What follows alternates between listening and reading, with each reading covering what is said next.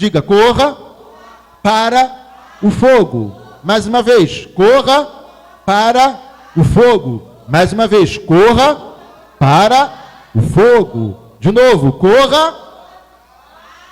De novo, corra o fogo. Corra para o fogo. E é tremendo isso, amados. Tem gente correndo do fogo. Mas Deus quer que você corra para o fogo. E é um incêndio, está pegando fogo, todo mundo sai correndo. Quando se fala de fogo, todo mundo canta pneu. Mas esse fogo, nós não corremos dele. Esse fogo, nós corremos para ele. Amém ou amém? Esse é o fogo para o qual nós queremos correr, em sua direção, e não em direção contrária. Você precisa correr para o fogo. Há algo que Deus quer fazer na tua vida, e Ele só vai fazer quando você correr para esse fogo, porque você precisa ter uma experiência com esse fogo. E só depois que você tiver a tua experiência com esse fogo, as coisas vão mudar na tua vida. Quem entendeu, diga amém. Corra para o fogo. Pode avançar. Eu quero começar lendo o desafio de Elias aos profetas de Jezabel, aos profetas de Baal. 850 profetas. Baal, Astarote e os demais demônios.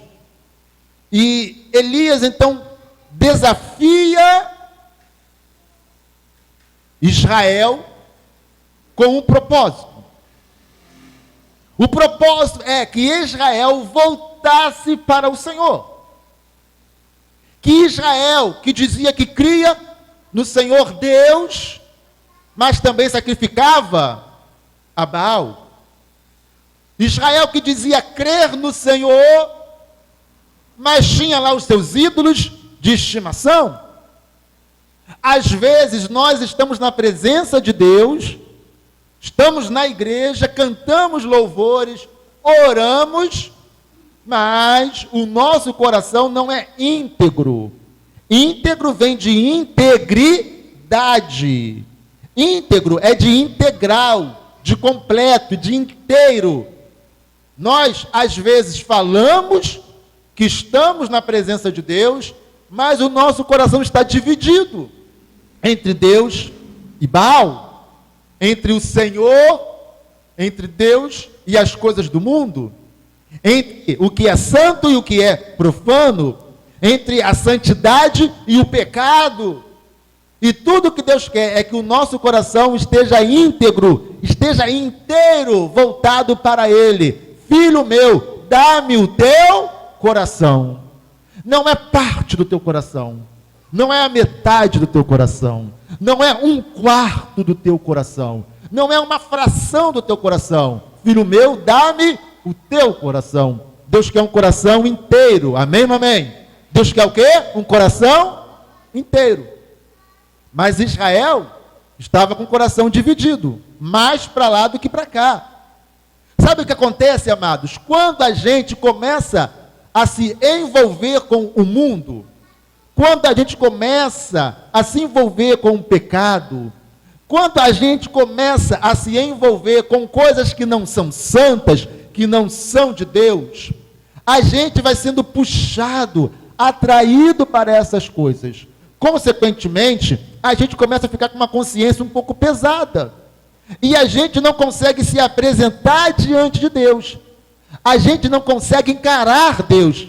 Se lembra de Adão e Eva, que não conseguiram encarar Deus, mas quando ouvem a voz de Deus, se escondem atrás das árvores?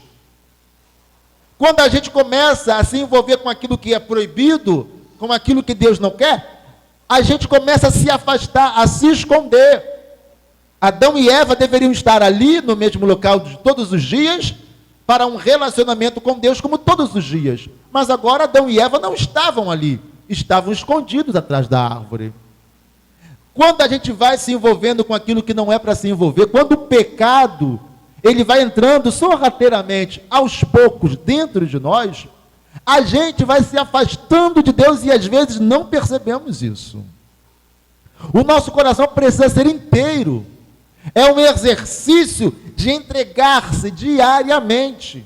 Servir a Deus não é um modo passivo de ser, mas é um modo ativo de ser. Precisamos diariamente buscar a Deus, clamar por Ele, desejá-lo na nossa vida. E não ficar ali, me batizei, eu vou na igreja. Não. Ativamente servindo ao Senhor, fugindo do pecado, dizendo não àquilo que não presta. Quem entendeu, diga amém. Porque não a gente vai sendo envolvido. E quando mal percebermos, estamos dominados pelo pecado. E a Bíblia vai nos dizer, Paulo fala muito isso, que nós fomos libertos do poder do pecado. O que a Bíblia afirma não é que fomos libertos do pecado, mas do poder do pecado. Antes, o pecado exercia poder sobre nós. Domínio, poder, autoridade. Éramos escravos de um poder, o poder do pecado. Mas Cristo nos libertou. Hoje, o pecado não exerce mais o poder, o domínio, o governo, o senhorio. Às vezes, imaginamos que a Bíblia diz, olha, você já venceu o pecado. Não. Vencemos o poder do pecado. Significa que podemos pecar? Quer dizer, podemos não. Significa que pode acontecer de nós pecarmos? Sim. Mas isso é bem diferente de estarmos debaixo do poder do pecado. Talvez eu peque, mas esse pecado não tem mais poder, influência, poder, governo sobre a minha vida. Não existe um poder que me controla. Eu te controlo. Você vai viver no pecado porque eu controlo você. Não, o pecado não tem mais domínio sobre nós. Amém? Eventualmente pecando, nos arrependemos, pedimos perdão a Deus, somos perdoados. Amém ou amém? E acabou. Não vamos pecar novamente, porque esse pecado não exerce poder sobre nós. Quem entendeu, diga amém. E aí, Elias vai desafiar os profetas de Baal e vai estender esse desafio para a nação de Israel. Até quando vocês vão ficar entre dois deuses? Escolha qual é o Deus de vocês. E o povo não responde nada, até que Elias fala, olha só, o Deus que responder com fogo, esse então será Deus. Amém, amados? Então o desafio é, vamos clamar aqui, clamem a Baal, e nós clamaremos ao Senhor Deus, o Deus que responder pelo fogo, esse será Deus. Amém ou amém? Então nós servimos a um Deus que responde pelo fogo. Um Deus que usa o fogo para chamar a nossa atenção. Um Deus que usa o fogo para impactar a nossa vida. Um Deus que usa o fogo para transformar a nossa vida. Vamos ler rapidinho aqui. Deixe-nos, pois, 2 bezerros, e eles escolham para si um dos bezerros, e o dividam em pedaços, e o ponham sobre a lenha, porém não lhe coloquem fogo. E eu prepararei o outro bezerro, e o porei sobre a lenha, e não lhe colocarei fogo. Então invocai o nome do vosso Deus, e eu invocarei o nome do Senhor. E há de ser que o Deus que responder por meio de fogo, esse será Deus. E todo o povo respondeu dizendo, é boa esta palavra. Então Elias desafia o seguinte, o Deus que responde por fogo ou com fogo, esse é Deus de verdade. Então, eu já começo aprendendo que Deus responde com fogo. E eu preciso estar onde está esse fogo de Deus. Amém ou amém? Corra para esse fogo. Esteja onde está o fogo de Deus. Queira esse fogo de Deus. O povo falou, ok, nós queremos estar onde estiver fogo. O Deus que responder por fogo, é ali que nós vamos. É ali que nós vamos estar. É para lá que nós correremos. Amém ou amém? Pode avançar. A hora do sacrifício, o profeta Elias colocou-se à frente e orou. Ó Senhor Deus de Abraão, de Isaque e de Israel, Que hoje fique conhecido que tu és Deus em Israel, e que sou o teu servo, e que fiz todas estas coisas por ordem tua. Responde-me, ó Senhor, responde-me, para que este povo saiba que tu, ó Senhor, és Deus, e que fazes o coração deles voltar para ti. O que é isso? Os profetas de Baal clamaram, Baal não respondeu. Retalharam seus próprios corpos, derramando sangue deles mesmos, Baal não respondia.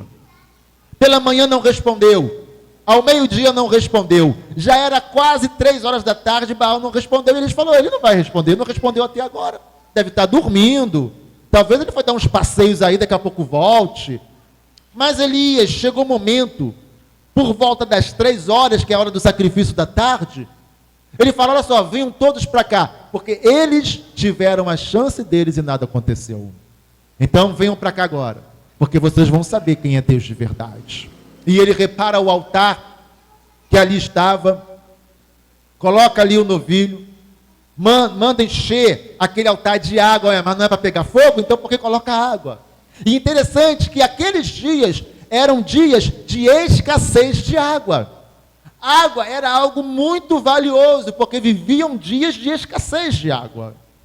Então, se havia uma coisa que o povo mais queria, mais buscava, mais desejava, era a água. E Elias está pegando a água e jogando ali no altar, derramando a água, desperdiçando, entre aspas, a água. Sabe o que acontece, amados? Existem coisas que para nós são muito importantes, que nós corremos muito atrás dela. Então, a água simboliza isso. Sem água, há fome. Sem água, não tem pasto. Não tendo pasto, os animais morrem. Os animais morrendo, não tem leite, não tem queijo, não tem carne. Não tendo água, a miséria e a fome. Pode haver muito dinheiro em uma cidade ou em uma nação, mas para que serve dinheiro se não tem água? Água é algo extremamente valioso. Sabemos que podemos ficar dias, dezenas de dias, sem comer, sem nos alimentar, mas ninguém fica sem beber água por muito tempo. Morre. Aquela água sobre o altar, dentre outras coisas, simboliza tudo aquilo que nós precisamos ou achamos que precisamos, aquilo que nós valorizamos tanto no mundo, que corremos tanto atrás, trabalho, nos esforçamos para ganhar dinheiro, tudo isso está certo, não está errado não. Ninguém pode ser culpado por querer água. A água é vida, água é essencial. Ninguém está falando que você não deve correr atrás das tuas necessidades. Deve sim. O problema é que às vezes corremos tanto atrás das nossas águas, e às vezes a água que nós precisamos tem que estar no altar do Senhor. Amém, não amém, amados? A água era escassa naqueles dias, porque não chovia, e havia necessidade por causa disso. Mas Elias está jogando aquilo que muitos ali, com muito esforço e sacrifício, conseguiam, que era água, Elias estava jogando no altar. Amém, não amém? Aquilo que nós queremos, precisamos, necessitamos, está no altar de Deus. E quando a gente se inclina para o altar de Deus, a gente vai ter tudo aquilo de que necessitamos, principalmente o fogo dele. Amém ou amém? Não despreze o altar. Não despreze o fogo do altar. Não podemos correr tanto atrás das nossas águas, não podemos correr tanto atrás das nossas necessidades, que deixemos o altar lá para trás. Altar fala de adoração, altar fala de relacionamento com Deus, altar fala de exercício da fé. Amém ou amém? E às vezes corremos tanto atrás da água, e Deus está falando, a água que você precisa está aqui. Você não tem que ir para lá correr atrás da água. Venha para cá, porque a água está aqui. Amém, amém, amados? E ele joga a água ali. 12 cântaros de água, a água cobre tudo, a água escorre no rego, na valeta que havia em volta do altar. Fica aquilo tudo encharcado e uma grande poça de água naquele lugar. E Elias faz essa oração. E dentre as coisas que Elias faz, ele fala para Deus qual era o propósito daquele desafio. O propósito do desafio e que o Senhor fez o coração deles voltar para ti. Tudo aquilo tinha um único propósito: fazer o coração do povo se voltar para Deus. Olha o quanto Deus se interessa por nós. Olha o quanto Deus quer que nós andemos em sua presença. E somente Deus, com o seu fogo, é capaz de fazer o nosso coração se voltar para Ele. Amém, amém, amados? Quem entendeu, diga amém. De que valia aquele altar se ali não houvesse fogo de Deus? Ao lado havia o altar de Baal. Para que servia o altar de Baal, se não havia fogo no altar de Baal? Então, tal qual o altar de Baal seria o altar do Senhor Deus. O altar do Senhor Deus seria semelhante ao altar de Baal, se não fosse um grande detalhe: o fogo. O fogo prova tudo. O fogo demonstra que Deus é o Senhor. Amém, amém, amados? Curvar-se perante o altar de Baal ou perante o altar de Elias seria a mesma coisa se não houvesse o fogo. Amém, amém? O que diferia um altar, o que diferenciava um altar de outro, era o fogo que desceria. Quem entendeu, diga amém. Para que altares sem fogo? Altar sem fogo é religiosidade. Tem muita gente se curvando a altares de religiosidade. Ela vai à igreja, ela vai aos cultos, ela canta, ela ouve o louvor, até se emociona com algumas coisas. Mas cadê o fogo? Não tem fogo. E se não tem fogo, o altar é semelhante ao altar dos ídolos. Quem entendeu, diga amém. Uma religião onde não há fogo é religiosidade. Não passa de mero formalismo religioso. Deus não busca religiosos. Deus não busca religiosidade. Deus quer pessoas diante dele e ele responde com fogo, demonstrando que ele é Deus. Corra para esse fogo. Deseje esse fogo. Fale para Deus: Senhor, acende o teu fogo na minha vida. Senhor, eu não quero mais ser esse religioso que não sente a tua presença. Eu não quero ser mais esse religioso que não sabe nem mais se o Senhor é real, se não é, porque não faz diferença na minha vida, porque eu não sinto mais o Senhor na minha vida. Eu não quero ser esse religioso que vai para a igreja, mas não passa de apenas uma formalidade, porque fora da igreja eu não tenho nenhum relacionamento contigo. Eu não sinto mais a tua presença. Eu já me entreguei ao poder do pecado há tanto tempo e não consigo me libertar do poder do pecado. Mas Deus, nesse momento, Ele quer responder você com fogo. Amém, amém? Ele quer responder você com fogo. Há uma versão, a nova versão transformadora, que ela vai falar, essa versão, a NVI, a nova versão internacional, vai dizer: e que fazes o coração deles voltar para ti. Vamos ler o versículo todo. Responde-me, ó Senhor, responde-me para que este povo saiba que tu, ó Senhor, és Deus, e que fazes o coração deles voltar para ti. E a versão que fala que o Senhor quer trazer o povo de volta para o Senhor. Então o propósito era trazer o povo de volta para Deus. Amém ou amém? Talvez Deus nessa noite quer trazer alguém aqui de volta para Ele. Deus quer tirar da mera formalidade religiosa e fazer você ter uma experiência com Deus. Amém ou amém? E o fogo caiu. E Deus respondeu: avança aí. E Deus respondeu com fogo. Então o fogo do Senhor caiu e queimou completamente o holocausto, a lenha, as pedras e o chão, e também secou totalmente a água na valeta, Quando o povo viu isso, todos caíram prostrados e gritaram: o Senhor é Deus, o Senhor é Deus, como nas versões mais tradicionais, mais fiéis, só o Senhor é Deus, só o Senhor é Deus. Então Elias clama, o fogo desce, eu imagino aquele fogo, aquela língua, aquela lingueta de fogo descendo lá de cima dos céus e vindo, e vindo, e vindo, e vindo, e vindo, e caindo sobre o altar, e queimando o sacrifício do altar, lambendo as pedras, o chão, lambeu, secou a água, o povo viu o fogo do Senhor caindo, e o povo se prostra diante do Senhor, amém, amém, amados? Então o que eu aprendo nessa noite? Quando há fogo de Deus na nossa vida, a gente não tem dificuldade de se prostrar diante do Senhor. Deus quer corações prostrados diante dele, diga amém. Deus quer os nossos corações prostrados diante dele.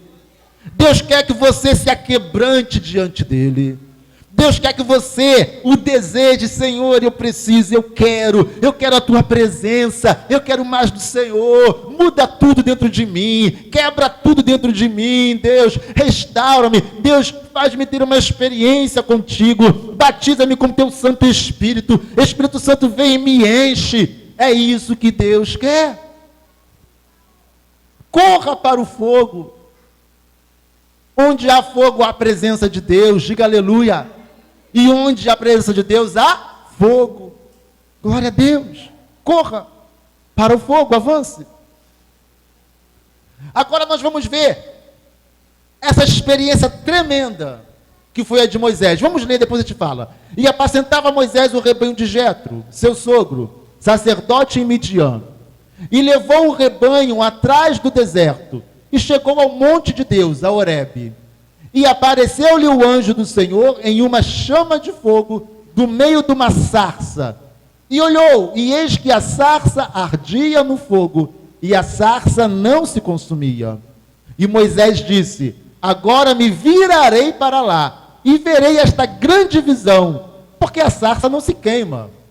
Então está lá Moisés, indo um pouquinho mais afastado, apacentando os rebanhos de Jetro. E aí eu pergunto a você: quantos arbustos havia naquele lugar? Quantas sarças havia naquele lugar? Várias.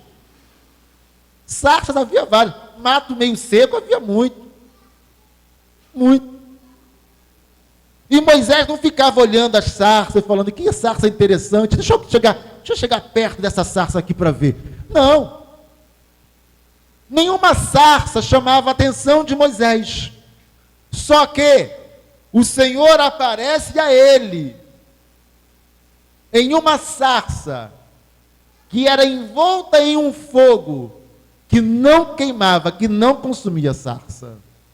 E então Moisés fala: uau, que isso? O que está acontecendo ali?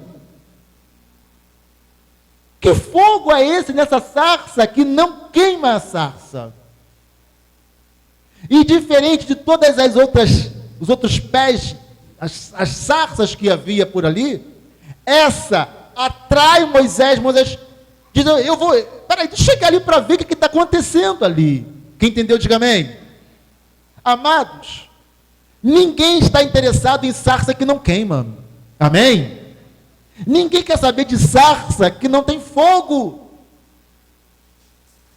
Sarça que não tem fogo não chama a nossa atenção, amém ou amém? O que nos faz correr para a sarça não é a sarça, mas é o fogo que está nela. Quem entendeu isso, diga amém. Precisamos buscar, desejar, caçar o fogo de Deus. Onde está o fogo de Deus? O que nos atrai para Deus não é um lindo culto, não é um templo bonito, não são luzes bonitas, coloridas, não é a habilidade dos músicos, não é a eloquência de um pregador. Tudo isso é como uma sarça onde não há fogo. Tudo pode ser bonito e maravilhoso, mas nada disso impacta a nossa vida se não tiver fogo. Quem entendeu, diga amém. Ali tem sarça, ali tem sarça, ali tem sarça, e está Moisés no meio das sarças, apacentando o rebanho. E não faz diferença. Às vezes estamos nos cultos, cada culto é uma sarça. Cada culto que você vai é uma sarça. E nada acontece na tua vida, sabe por quê? Porque não tem fogo. Sarça sem fogo não impacta a nossa vida. Sarça sem fogo não mexe com a gente, é mais uma, no meio de tantas. O que vai mudar a nossa vida é o fogo que há na sarça, diga amém. Quando você vier para o culto, não venha apenas para o culto, venha para o fogo. Venha para o fogo. Não é a sarça que muda a tua vida, é o fogo que está nela que vai mudar a tua vida. Não é o culto que vai mudar a tua vida, mas é o fogo que você conseguir enxergar, captar no culto, que vai mudar a tua vida. Aleluia! Aleluia! E ali estava o Senhor, embora a Bíblia fala no primeiro versículo que era o anjo, mas Moisés não viu o anjo. Moisés viu a sarça, o fogo na sarça, e ele ouviu a voz de Deus. Ele não viu o anjo. E quando você lê o texto, você vai ver que é Deus falando com ele, não é o anjo falando: ó, Moisés, eu estou aqui porque Deus mandou aqui para falar para você que ele quer que você vá lá libertar Israel, o povo do Egito. Ah, não, mas eu não posso. Não, mas Deus falou que tu tem que ir, Moisés, tu tem que ir. É isso que desenrola ali? É essa a conversa? Não, a conversa é o Senhor com Moisés. Então, o máximo que nós podemos compreender, quando a Bíblia fala o anjo, é Jesus. Paulo vai dizer que Jesus, ele era o anjo que conduzia Israel pelo deserto, o povo de Israel pelo deserto. Então era o próprio Senhor falando com Moisés. E aquilo mudou a vida de Moisés. Moisés, a partir daquele dia, nunca mais foi o mesmo. Aquela experiência mudou. Aquela experiência sepultou de uma vez por todas o Moisés do passado. O Moisés que 40 anos atrás havia sido príncipe. O Moisés que mais 40, agora são 80 anos, era o humilde pastor de ovelhas do seu sogro. Agora, Moisés viveria a terceira etapa da sua vida, os terceiros 40 anos da sua vida, onde ele seria o profeta, o estadista, o salvador. Moisés, amém ou não amém? Aquilo mudou a vida de Moisés, e Moisés recebe poder de Deus. Deus fala: o que é isso aí na tua mão? Ele fala: é um cajado. E Deus fala: esse cajado agora vai ser o cetro de poder nas tuas mãos. Tu serás como Deus para o meu povo. Amém ou não amém? Teu irmão Arão será como profeta diante de você, e você vai ser como Deus para esse povo. Por causa do cetro de poder. Aquele cajado que Moisés usava para estar ali guiando as ovelhinhas de Jetro, agora seria o cetro de poder de Deus para guiar as ovelhas do Senhor, a nação, o povo de Israel, que estava escravizado, e conduzi-los pelo deserto até a terra prometida. Quem entendeu, diga amém. Então, mais uma coisa eu aprendo, que onde há fogo, eu recebo o poder de Deus. Onde há fogo, a minha vida é transformada. Onde há fogo, eu recebo poder para fazer milagres. Eu recebo poder para mudar situações. Eu recebo poder para quebrar e acabar com a escravidão. Corra para esse fogo. Moisés diz: eu vou me virar, e aí eu vou para lá. Eu vou correr para esse fogo. Corra para esse fogo. Deus está acenando você com fogo. Você tem corrido do fogo, ou você tem corrido para o fogo? Corra para esse fogo. Receba poder de Deus na tua vida. Deus quer edificar uma igreja poderosa, e não uma sarça comum que não chama atenção, que não faz diferença nenhuma, que todo mundo passa e olha, e às vezes nem olha. Todo mundo passa e nem percebe que existe uma sarça ali. Deus, Ele está nos levantando como igreja, mas não como uma igreja qualquer, mas como uma sarça envolta no fogo que não consome.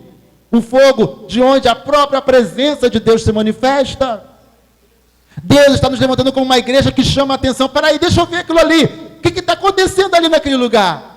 Deixa eu correr para lá, porque alguma coisa está acontecendo ali que não é normal.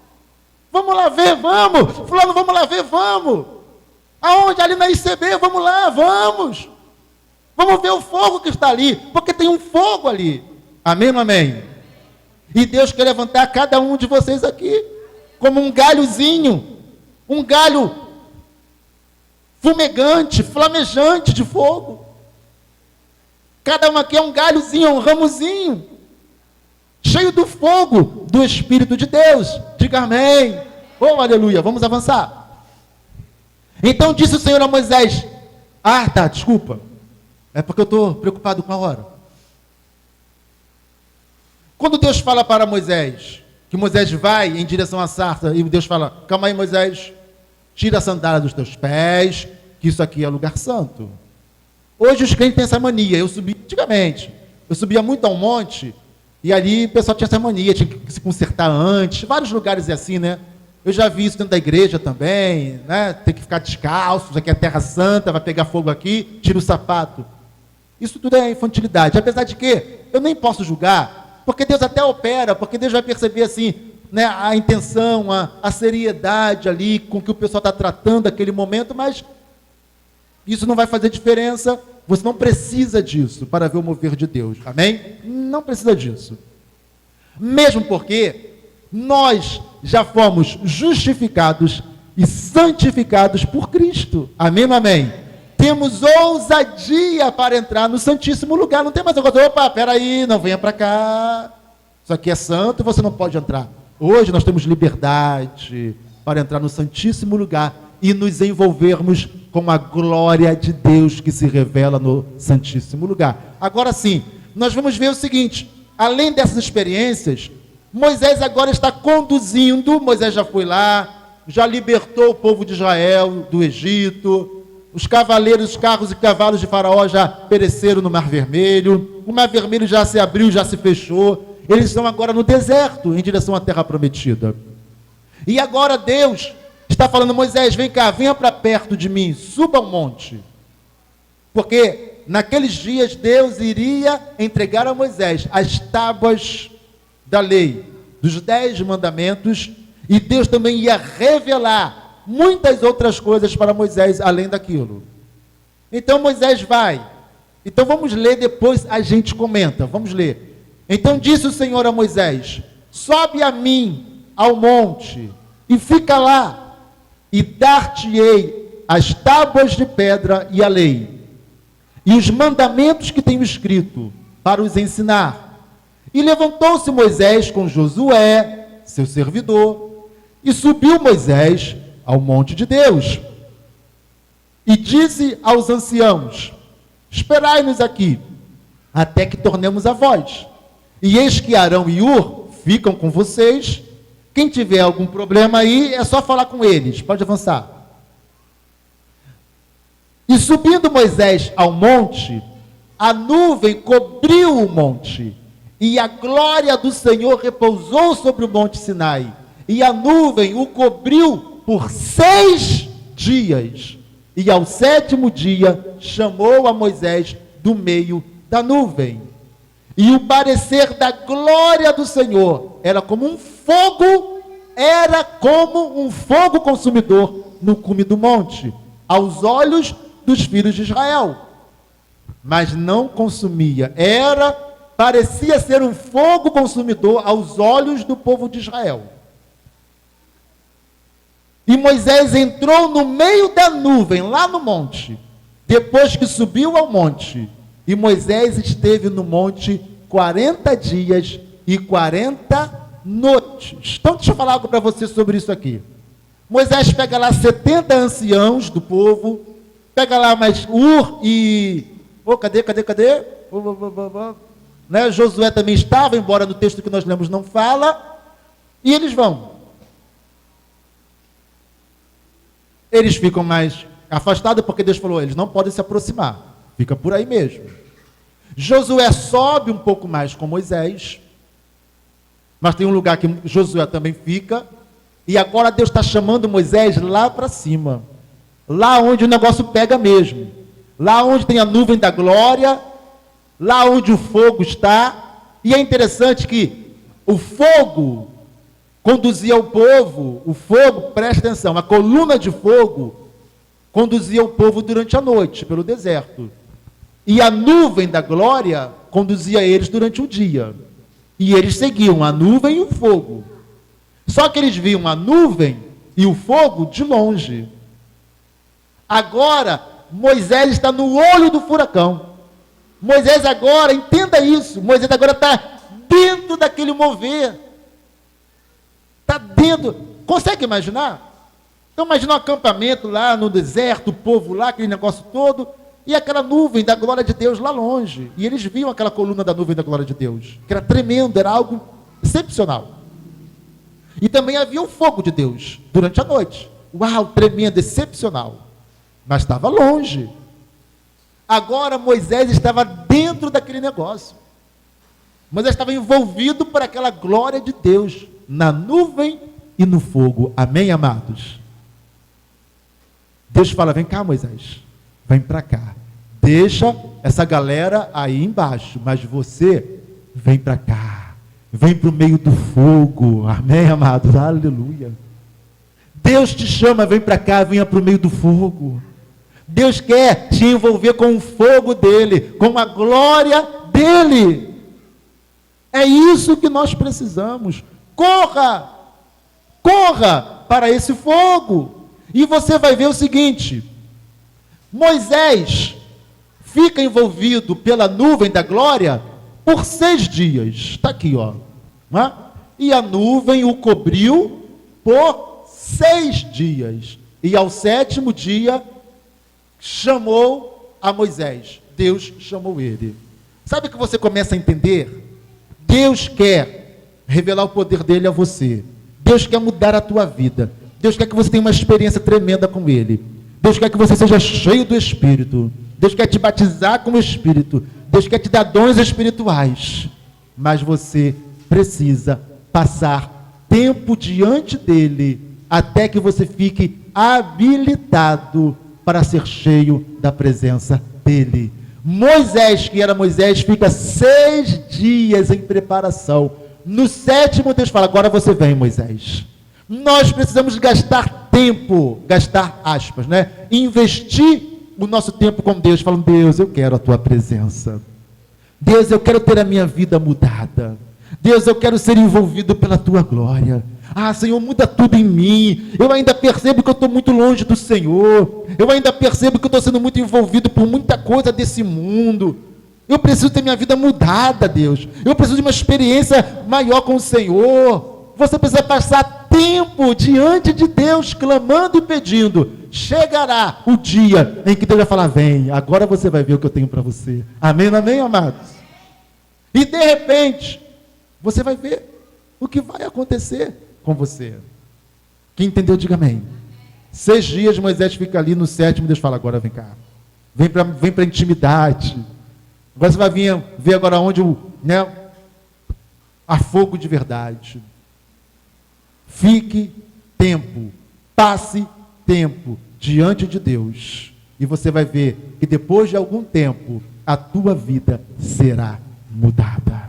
A tua vida será mudada por Deus. Pode avançar, vamos finalizar com mais um texto. Vamos pular agora lá para o Novo Testamento, lá para o início da igreja. E cumprindo-se o dia de Pentecostes, Atos 2, de 1 a 4. E cumprindo-se o dia de Pentecostes, estavam todos concordemente no mesmo lugar. E de repente veio do céu um som, como de um vento veemente e impetuoso, e encheu toda a casa em que estavam assentados, e foram vistas por eles línguas repartidas, como que de fogo, as quais pousaram sobre cada um deles, e todos foram cheios do Espírito Santo, e começaram a falar em outras línguas, conforme o Espírito Santo lhes concedia que falasse. Não vos ausenteis da cidade, mas ficai em Jerusalém, até que do alto sejais revestidos de poder. Então os discípulos ficam reunidos lá por espaço de vários dias, orando, até que um belo dia vem o fogo de Deus sobre eles. Era visível esse fogo.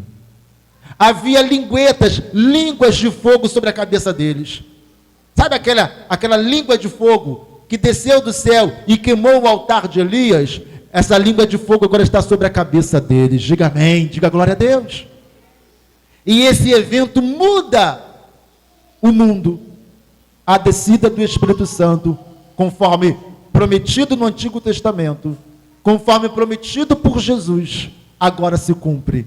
A descida do Espírito Santo sobre a humanidade, sobre aqueles que creem em Jesus. E todos foram cheios do Espírito. Amém ou amém? Corra para esse fogo. Mas eles estavam ali reunidos, buscando, clamando, até que foram revestidos. Dedique-se a buscar, a pedir, a clamar, a desejar, a falar: Deus, eu quero o teu fogo.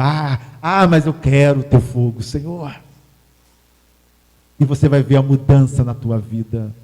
A tua vida nunca mais será a mesma. Posso ouvir um amém? Então diga: Senhor, eu quero esse fogo. Acabou, né? Diga: Senhor, eu quero esse fogo. Diga: Senhor, enche-me com esse fogo.